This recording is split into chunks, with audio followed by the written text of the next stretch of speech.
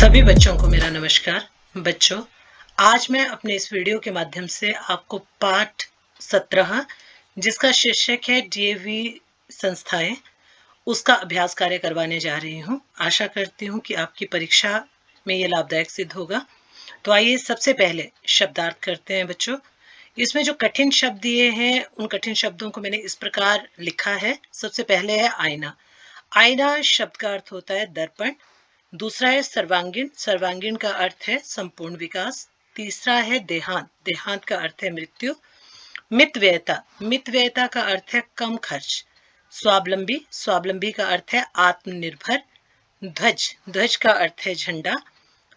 Number 7 पे, 7वें number पे हमारे पास अशिक्षित, जिसका अर्थ है अनपढ़।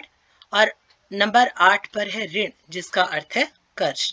तो आइए बच्चों, अब इसका अभ्यास कार्य करते हैं जो हमें किताब में, जो नैतिक शिक्षा की हमारी पुस्तक है, उसमें दिया गया है।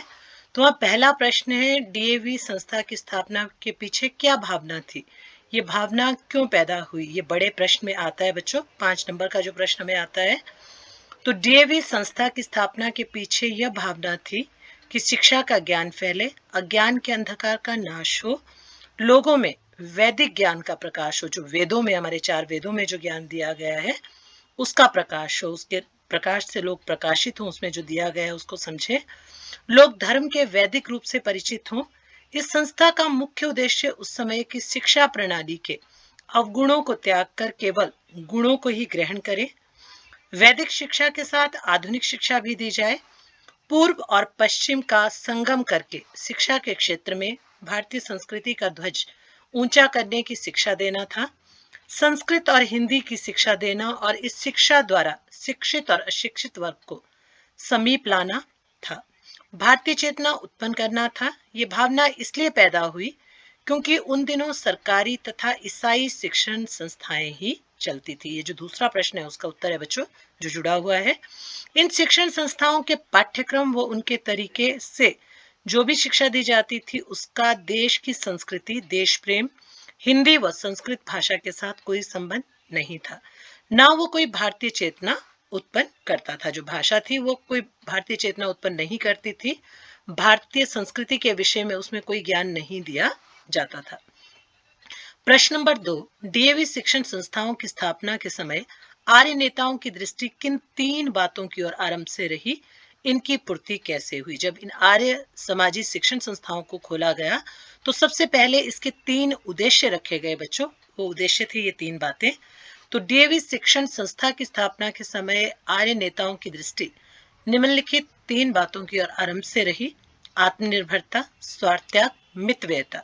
आत्मनिर्भरता का अर्थ होता है इंडिपेंडेंट, अर्थात ये जो संस्थाएं थी आत्मनिर्भर थी, केवल अपनी ही सहायता लेती थी, किसी और संस्था पर यह निर्भर नहीं थी, सरकार पर निर्भर नहीं थी।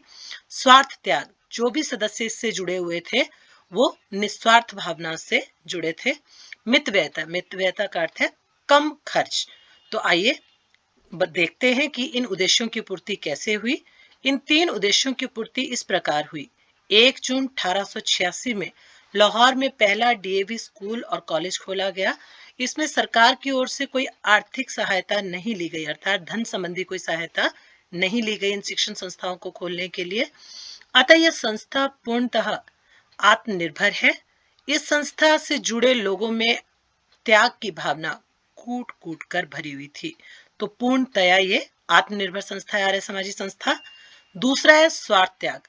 स्वार्थ त्याग आज भी संस्था का आदर्श रहा है। मितव्ययता की दृष्टि से डीएवी संस्थाएं आदर्श मानी जाती है, मतलब कम खर्चीली हैं।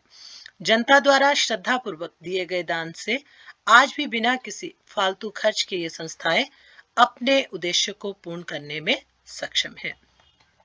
तीसरा जो अभ्यास कार्य में हमें प्रश्न दिया गया है बच्चों, वो है डीएवी संस्थाओं में किन किन महानुभावों का विशेष हाथ रहा है?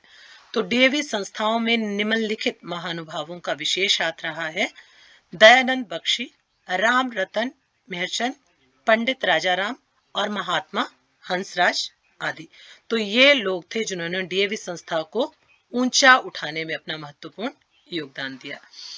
आइए बच्चों, अब इस पाठ के अतिरिक्त प्रश्न जो परीक्षा में 1 या 2 नंबर के आते हैं उनको करते हैं।